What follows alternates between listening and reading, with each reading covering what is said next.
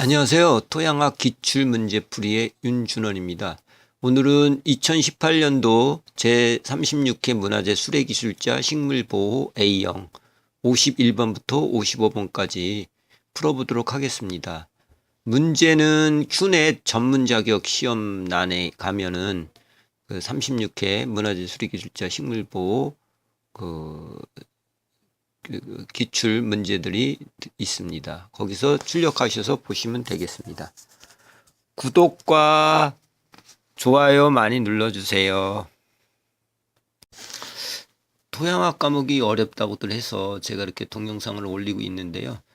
토양학 과목을 한번 해놓으면은 나무의사라든가 문화재 수리기술자 식물보호라든가 농업연구사, 농촌지도사, 7급 농업직 공무원, 유기농업 기사 이런 자격시험에 응시할 수가 있습니다.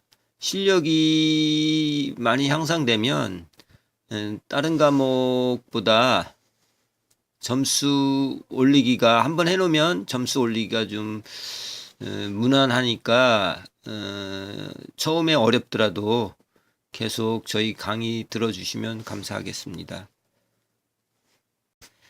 토양학 그 교재로는 저희가 그 향문사 김계훈 등이 저자한 그 토양학을 향문사 토양학을 참고로 해서 해설을 해드리고 있습니다. 방금 전에 말씀드렸던 이 토양학 과목들이 문제 출제가 거의 이 교재에서 7, 80% 정도는 뭐 난다고 보시면 되겠습니다. 그래서 이 학문사 책으로 선정을 하게 됐습니다. 문제 본격적으로 들어가겠습니다. 51번입니다. 토성 결정에 이용하는 스톡스 법칙의 가정으로 옳지 않은 것은 이런 문제입니다.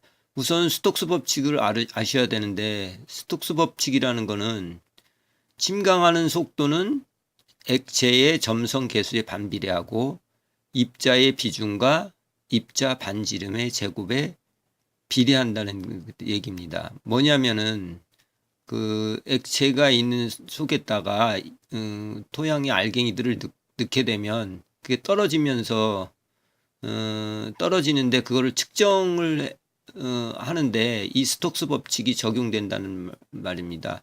그래서 이거 다시 한번 말씀드리면 침강 속도는 액체의 점성 계수에 반비례하고 당연히 점성이 크면은 입자가 떨어지는 속도가 줄어들겠죠. 늦어지겠죠. 그다음에 입자의 비중이 크면 크고 입자의 반지름이 크면은 당연히 이 침강 속도는 빨라지겠죠. 그래서 침강 속도는 액체의 점성 계수에 반비례해 입자의 비중과 입자 제곱의 반지름 제곱에 비례한다는 그런 게 스톡스 법칙인데 이 스톡스 법칙을 발견할 때 이런 가정이 있었습니다. 그 해설에 보시면 맨 밑에 줄 보시면 동일한 비중을 가진 단단한 구형, 그 다음에 침강하는 동안 입자 간의 마찰은 무시한다.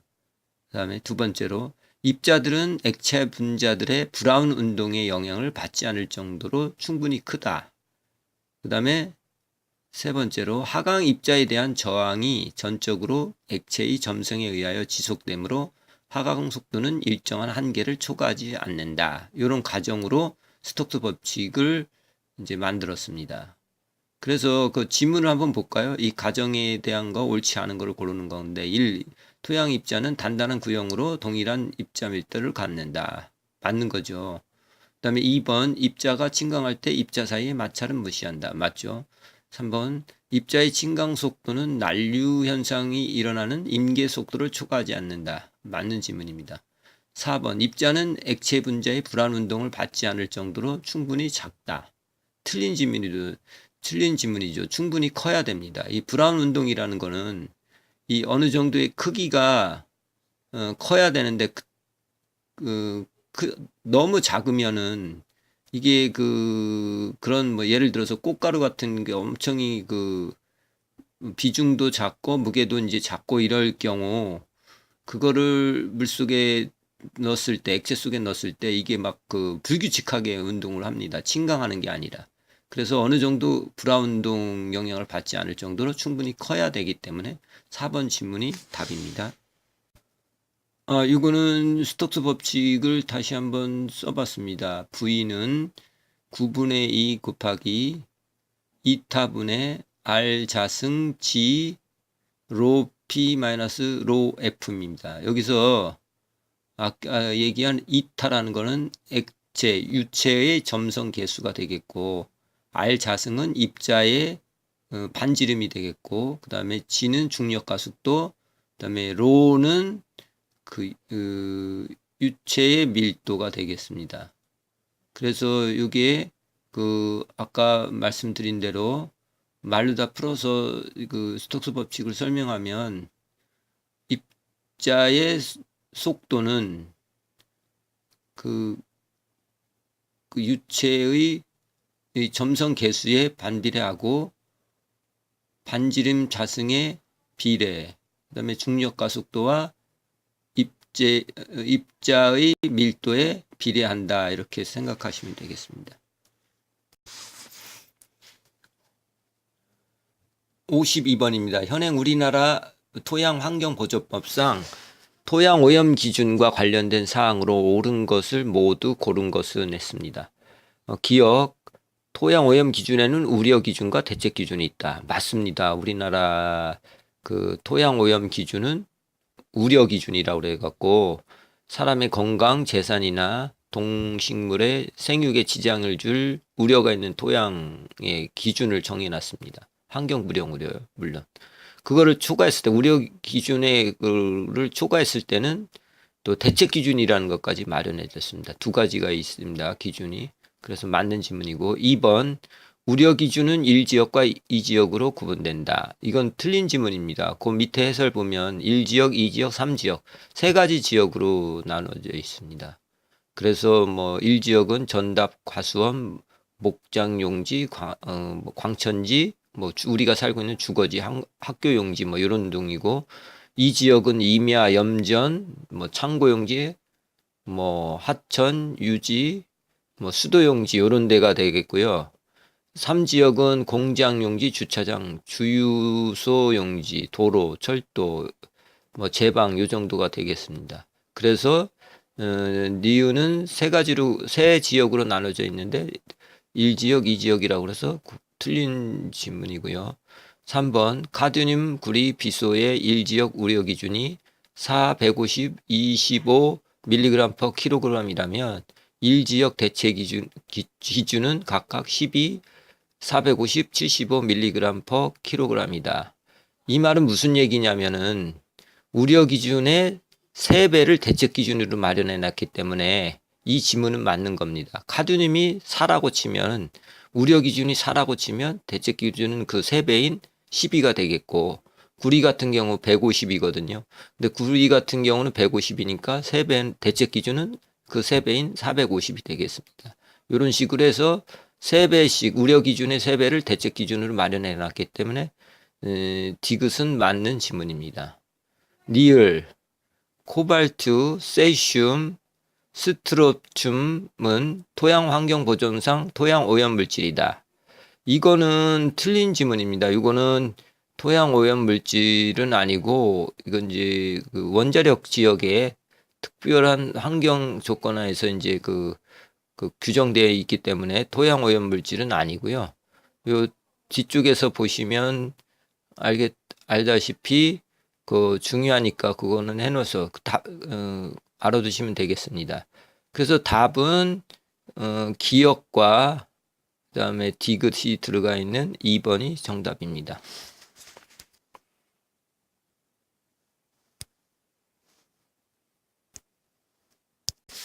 잠깐 토양 오염 우려 기준 및 대책 기준을 한번 보실까요? 환경부에서 2011년에 이제 그 전까지 있던 그거를 다시 개정해서 2011년에 이렇게 마련했었습니다. 그 항목을 보시면은 중요한 것이 뭐냐면 그 항목이 지정해 놓은 항목을 잘 알아두셔야 됩니다. 시험에 자주 나옵니다. 카드뮴, 구리, 비소, 수은, 납, 육각크롬, 아연, 니켈, 불소, 유기인 화합물, PCBS, 시안, 페놀류 중에 페놀, 펜타크롤로페놀, 그 다음에 벤잔, 툴루엔, 에틸벤젠, 크실렌, THP, 트리크롤로에틸렌, 테트라크롤로에틸렌, 벤조피렌. 그래서 주로 여기 그 카드뮴부터 페놀류까지는 꼭 좀 알아두셔야 됩니다. 꼭 좀 외워두셔야 되고요. 다시 말씀드리면 카드뮴, 구리, 비소, 수은, 납, 육각크롬, 아연, 니켈, 불소, 유기인 화합물, PCBS, 시안, 페놀류 요까지는 중요하니까 꼭 좀 알아두시기 바랍니다. 53번입니다. 토양 수분에 관한 설명으로 옳지 않은 것은 이라는 문제입니다. 1번 포장용 수량에서 토양 수분은 소성의 하부 한계에 가깝게 된다. 이 지문은 맞는 지문입니다. 뭐냐면 소성이라는 것은 토양의 함수량이 증가함에 따라서 예를 들어서 고체는 이제 수분이 없는 상태잖아요. 근데 조금 넣게 되면 반고체, 그거 이세성이라고 그러거든요. 이제 뭐 이렇게 그 경운하기 좋은 땅, 그다음에 거기다 조금 더 물을 넣게 되면은 소성이라는 게 발생하는데 소성은 한번 이제 압력을 가하면은 그 상태가 변하지 않는 원상복귀 시키려고 해도 되지 않는 그 소성이거든요.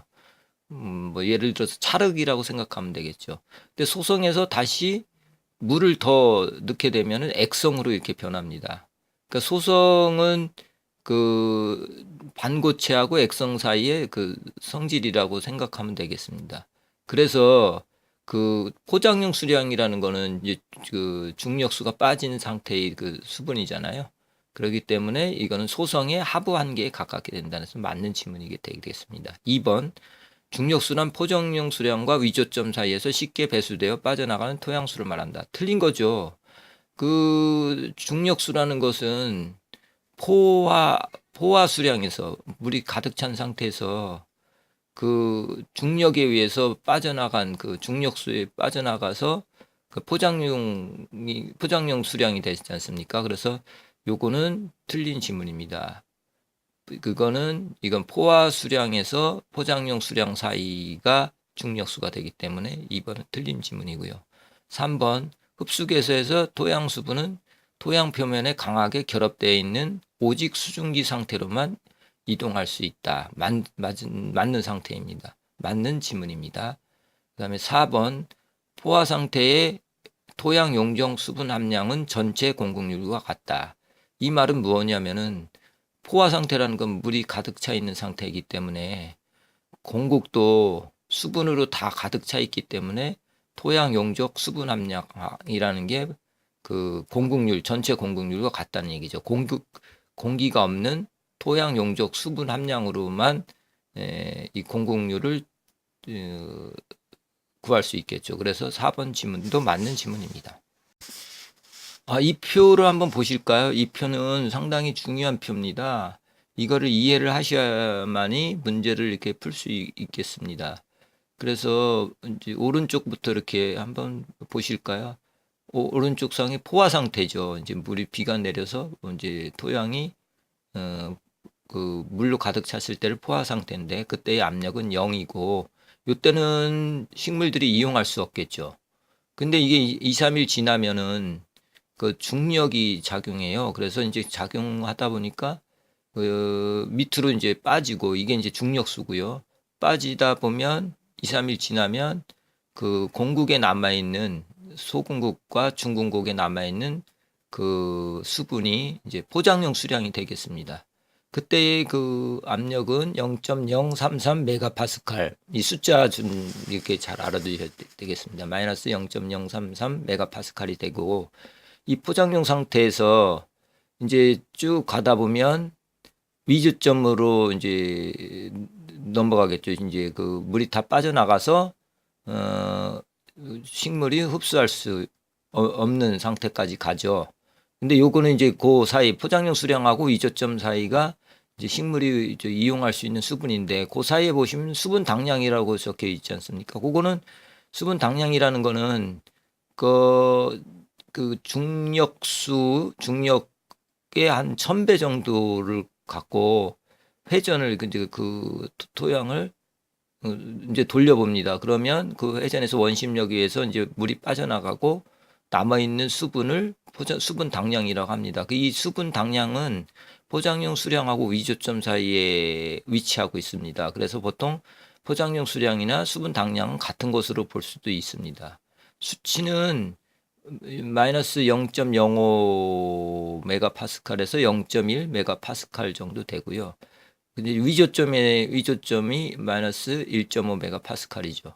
요까지가 이제 식물이 쓸 수 있는 거고요. 그다음에 이제 더 이제 그 수분이 빠져나갑니다. 그 수분이 빠져나가는데 포와 공기 중에 포화 상태에 있을 때를 그때의 그 토양하고 이제 그 공기 중에 있는 수분하고 평행을 이루어서 토양에 그냥 붙어 있는 그런 걸 흡수 개수라고 합니다. 그래서 이게 마이너스 3.1 메가파스칼이 되고요. 요거는 그 토양하고 이렇게 그 엄청 밀착돼 있는 수분이기 때문에 물론 이제 뭐 건조시키면 빠져나가지만은 식물은 사용할 수 없습니다. 이건 여기까지 이제 흡수 개수라고 그러는데 이 흡수 개시 포장용 수량에서 흡수까지를 모세관수라고 합니다. 왜냐하면 모세관 속에 남아 있는 수분이기 때문에 모세관수라고 하고요. 흡수 개수에서 더 가면은 이제 풍건 개수, 이제 건조할 상태에서도 붙어 있는 수분이 요게 이제 풍건 개수고요. 풍건 개수는 이제 그 105도씨 이상 8시간 정도 이렇게 건조시키면 없어지는 수분입니다. 이게 압력은 100 메가파스칼 정도 되고요. 그거보다 더 이제 아예 떨어져 나오지 않는 수분이 있거든요. 토양 자체 생성될 때 그 원소들이 이제 모여서 이제 토양을 이루는데 그때 이제 이거는 뭐 뗄 수 없는 그런 그거를 결합수, 결정수 또는 오분 건조 수분이라고 합니다. 이거는 물론 이제 위조점부터 오분 건조까지는 그 식물이 이용할 수 없는 거고 흡수 개수에서 오분 건조까지는 비모세관수라고 합니다. 이렇게 이게 해석을 좀 잘 하셔서 그림을 머릿속에 넣으셔야 됩니다. 그래야지 계산 문제도 풀 수 있고 또 용어 설명할 때도 쉽게 다가갈 수 있습니다. 식물의 흡수 측면에서의 분류는 잠깐 앞에서 설명을 했는데 다시 한번 보시면 흡수 개수라는 게 있고 흡수 개수라는 거는 건조한 토양이 공기 중에 습도와 평행을 이룰 때 흡착된 수분 양을 건조 토양의 중량 백분율로 환산한 값을 흡수 개수 또는 흡수도라고 하고요. 이건 이제 사용할 수가 없겠죠, 식물이.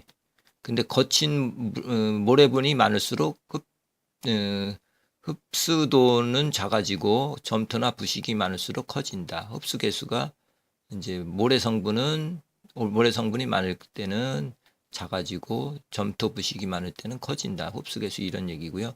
위조점이라는 거는 토양 수분이 점진적으로 감소되면 식물은 세포의 팽합을 유지할 수 없게 되고 시들기 시작하는데 초기 위조점이 있고요. 한 마이너스 1 메가파스칼 정도 되고 이거는 이제 포화된 공기 속에 넣어두면 다시 살아나고 또 영구 위조점이 있는데 수분이 더욱 감소하다 보면은 위주가 심해서 이제 지면의 수분이 포화된 상태에서도 살아나지 않는 그런 영구 위조점이 있습니다. 영구 위조점은 마이너스 1.5 메가파스칼입니다.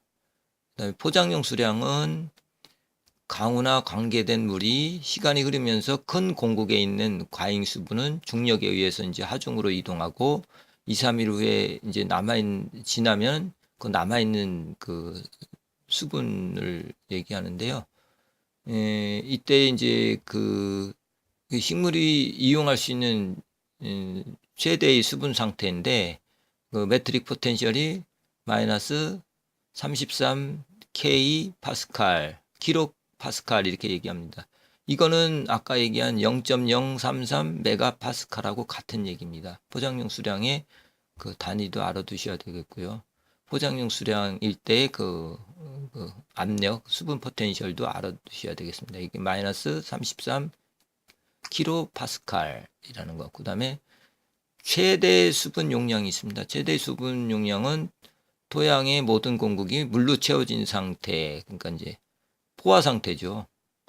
근데 이게 중요한 게 뭐냐면은 뭐 토양이 일시적으로 빗물을 이제 저장할 수 있는 능력이지 않습니까? 최대니까.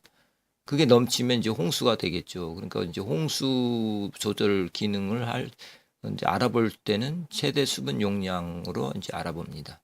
그다음에 아까 얘기한 수분 당량이 있는데 수분 당량은 그 중력의 1000배에 상당하는 원심력이 작용했을 때 토양 중에 남아있는 수분입니다. 그 뭐 점착점이라는 게 있는데 점착점은 그 토양에 수분을 가하면 접착성이 증가하는데 흙이 이제 물체에 묻기 직전의 상태를 점착점이라고 합니다. 54번입니다. 토양 유기물의 분해에 관한 설명으로 옳지 않은 것은 이런 문제입니다. 토양의 유기물의 분해, 유기물이라는 거를 우선 그림으로 한번 그 밑에 있는 거를 한번 보시도록 하겠습니다. 토양의 유기물은 그 크게 나누면 생물체인 미생물, 그 다음에 잔사라고 해서 식별이 가능한 죽은 조직, 그 다음에 식별이 불가능한 조직, 그 부식이겠죠. 근데 실제적으로 유기물이라는 거는 부식을 얘기하는 겁니다. 식별이, 토양에서의 부식이라는 거는 식별이 불가능한 조직, 죽은 조직인데, 거기 이제 부식을 그 구분을 이제 세 가지로 나눕니다. 세 가지로 나누는데, 부식을 이제 알칼리 용액, 그 수산화 나트륨 같은 거로 이제 추출합니다. 이제 그 용액이 되는지 안 되는지. 그런데 용액이 안 됩니다. 알칼리로 용액이 안 되는 게 있습니다. 그게 뭐냐면 휴민이라는 겁니다. 휴민, 부식회. 부식회인데 이거는 그 알칼리 용액으로 그러니까 용해가 안 되는, 그러니까 침전이라고 합니다. 가용이 안 되는 거를 침전, 불용 뭐 이런 식으로 표현하는데 이게 휴민, 부식회고, 그다음에 이제 이게 이제 용해가 된 게 있는데 두 가지가 있습니다. 부식산과 풀부산이 있습니다. 부식산 같은 경우는 그 산으로 처리했을 때 다시 이제 산으로 또 처리해 보니까 녹지 않는 비가용성인 이제 부식산이 있고, 또 산을 처리했을 때 녹는 풀부산이 있습니다. 이렇게 세 가지로 나누는데 이 세 가지 특징을 좀 잘 알아두셔야 되겠습니다. 지문으로 돌아가서 1번, 부식산은 고분자 물질로 알칼리에 녹으나 산에는 녹지 않는다. 부식산이 그 가운데 있는 거 있지 않습니까? 그래서 이제 알칼리에는 녹았죠. 그랬는데 산으로 녹여보니까 안 녹으니까 맞는 지문이고요. 2번, 풀부산은 저분자 물질로 산에 녹으나 알칼리에는 녹지 않는다. 근데 저분자 물질은 맞아요. 그런데 여기서 보시면 알칼리도 했을 때 녹았고, 그다음에 산으로 처리했을 때 또 녹았어요. 양쪽에. 그게 풀부산이거든요. 그래서 이번은 틀린 지문이고요. 3번, 부식은 유기물에 분해되어 재합성된 리그닌 단백질 고분자 축합물이다. 맞는 지문이고요. 4번, 점토와 복합체를 형성하는 휴민은 알칼리에 녹지 않는다. 휴민이라는 게 부식회인데 이거는 뭐 알칼리에 녹지 않고요. 물론 산에도 안 녹겠죠. 그래서 맞는 지문입니다. 답은 2번입니다. 조금 전에 얘기했던 부식회, 부식산, 풀부산에 대해서 간단하게 이제 다시 정리를 하면, 부식회라는 거는 토양에서 알칼리 용액으로 추출되지 않고 남아있는 화합물입니다. 부식회를 휴민이라고 합니다. 또 부식산이 있는데 휴믹 애시드라고 그러는데, 알칼리 용액에는 용해되나 산에는 침전되는 물질로 무정형이며 분자량이 80%가 100만 그램 퍼 몰 이상이다. 고분자겠죠. 그래서 이제 그 고분자라는 얘기고, 그다음에 부식산은 탄소 50에서 60, 산소 30에서 35%, 그다음에 수소 3에서 5%, 질소 1.5에서 6%, 화학 1%, 인산 0.3%로 구성되어 있다. 양이온 치환 용량이 200에서 600 시몰 퍼 킬로그램 정도이다. 그 이제 이 부식이 양이온 교환 용량이 제일 크죠. 어떤 그 점토 광물보다도 크니까 이건 중요합니다. 그다음에 3번 풀부산 알칼리 용액으로 추출한 후 pH 1에서 2로 산성화 시켰을 때 침전되지 않고 용액으로 남아 있는 물질로 무정형 분자량이 80%가 1000g per 몰 이하예요. 이게 저분자죠. 부식은 대략 탄소 49%, 산소 45%, 수소 5%, 질소 2%, 황 2%, 인산 0.3%로 구성되어 있다. 55번입니다. 우리나라 계략 토양도의 작도 단위에서 토양 부호와 토양 임적군의 연결로 옳지 않은 것은 이라는 문제입니다. 여기서 우선 해설을 보시면은 그 계략 토양도에 이제 그 부호를 이제 작성하게끔 돼 있습니다. 근데 그게 표시가 이게 교재에는 안 나오는데 이게 그 흑토람이라든가 이런 데 찾아보면 이게 나오거든요. 그래서 그 이제 설명을 드리면 내륙 평탄지에 분포된 토양 이런 거는 AP 이런 식으로 시작을 합니다. APA 뭐 APB APC, APG 뭐 이런 식으로 이렇게 표시가 되고요. 그다음에 산악 곡간지에 분포된 토양이 있습니다. 이거는 AN으로 시작합니다. ANA, ANB, ANC, AND 뭐 이런 식으로. 그다음에 하천 범란지에 분포된 토양이 있는데 이거는 AF로 시작됩니다. AFA, AFB, AFC, AFD 뭐 이런 식으로 하천 범란지는 이런 식으로 토양하고요. 해안지 같은 데는 FB, FM 이런 식으로 시작됩니다. 해양지 및 해양 평탄지에 분포된 토양 FA, 뭐 FM, F 뭐 이런 식으로 FMA, FMB, FMC, FMG 뭐 이런 식으로 이제 표시를 합니다. 그다음에 전응지, 산록지, 저구릉 곡간지에 분포된 토양은 또 RA라는 쪽으로 RA, 뭐 RE, RL, RS, RX, RV 뭐 이런 식으로 표현한답니다. 그래서 여기 보시면 지문을 보면 APA는 산악 곡간지다. 틀렸죠. AP로 시작하는 게 내륙 평탄지여야 되는데 이제 틀렸고요. 2번 FBA 그래서 이제 해안지 맞죠. FBA 이런 데는 해안지 및 해안 평탄지 분포된 토양 말하는 거니까 맞았고 3번 AFA 이런 식으로 돼 있는 거는 AF로 시작되는 건 하천 범란지로 표시를 합니다. AF 이렇게 쓰여가지고 세 번째 있는 거 한번 보시면 되겠고 네 번째로 FMA 요거는 해안 평탄지를 말합니다. 그래서 답은 1번이 되겠습니다. 요거 뭐 내륙은 AP, 산악 곡간은 AN, 뭐 하천 범란은 AF, 해안지는 FB, FM 뭐 이런 식으로 시작되고 전응지, 산록지는 RA 뭐 이런 식으로 시작되는 거를 외워두시면 되겠습니다. 강의 들으시느냐고 수고하셨습니다. 답을 51번부터 55번까지 풀어놓은 게 답이 여기 있으니까 한번 참고하시고요.